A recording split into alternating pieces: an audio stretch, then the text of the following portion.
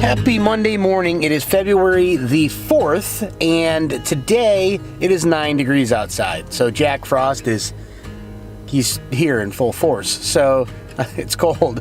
I am headed to the office this morning. We are headed to Chicago this week because of my grandmother's passing. She is being buried in a little place called Blue Island, Illinois. So I'm headed there.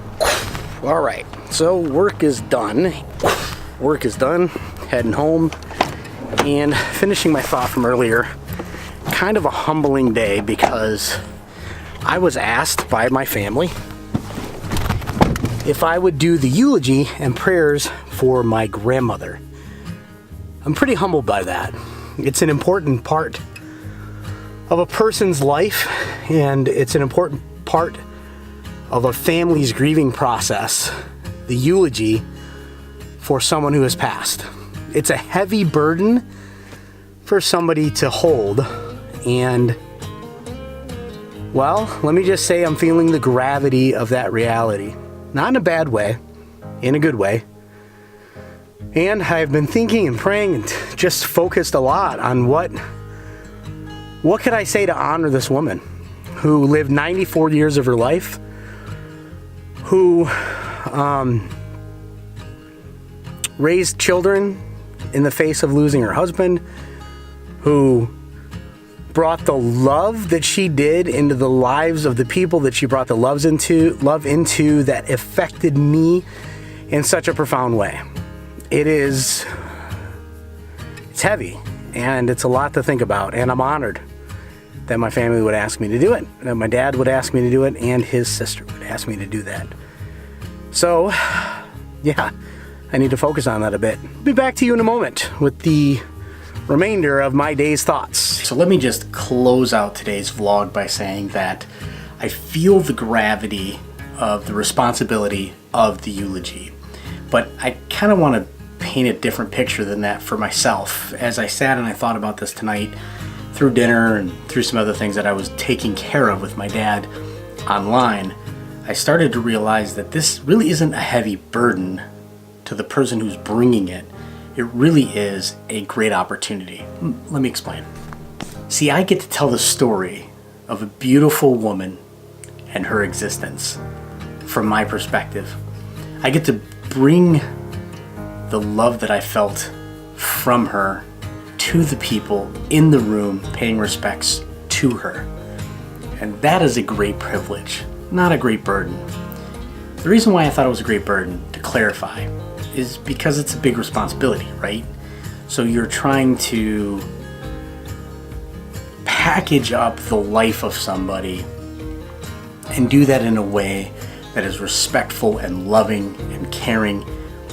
And it's not hard to do with my grandmother. She is amazing, and she is full of joy and full of love, and it is not going to be difficult to tell the story of how she loved people, how she loved me.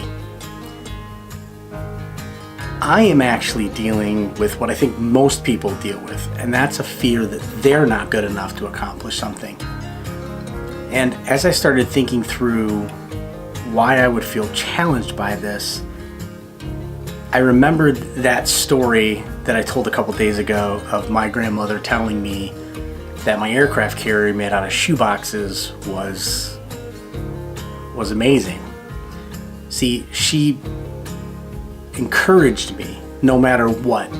She cared for me no matter what. She loved me no matter what.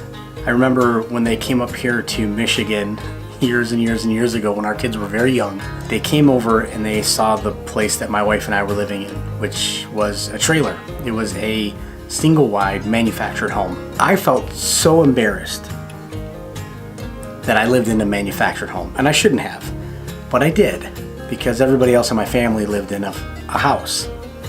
This was the best that I could do for my family, and it was a brand new manufactured home, so it wasn't, it wasn't old and dilapidated. It was actually quite beautiful. And when they showed up, she took extra care just to tell me that I did an amazing job of getting a place for my kids and my wife. She told me over and over again how she was proud of me for the effort that I had given and for the things that I have accomplished. And that's exactly what I'm going to say at her eulogy. I'm going to share that my grandma, Stepich, was a great encourager. She was full of love, and she would push you forward in love no matter how bad or whatever you felt about yourself. She loved you, and she would do anything for you. One of my favorite things that she did for me was she would tickle your face or your hand as you laid there, and it was like her love language. It was like what she did for people. She just loved them, and she thought it was the greatest thing for her to step into your life and to make you comfortable and relaxed. I don't feel like this is a heavy burden anymore. I feel like a weight has been lifted, and it's been lifted by the very person that I'm going to give the eulogy for.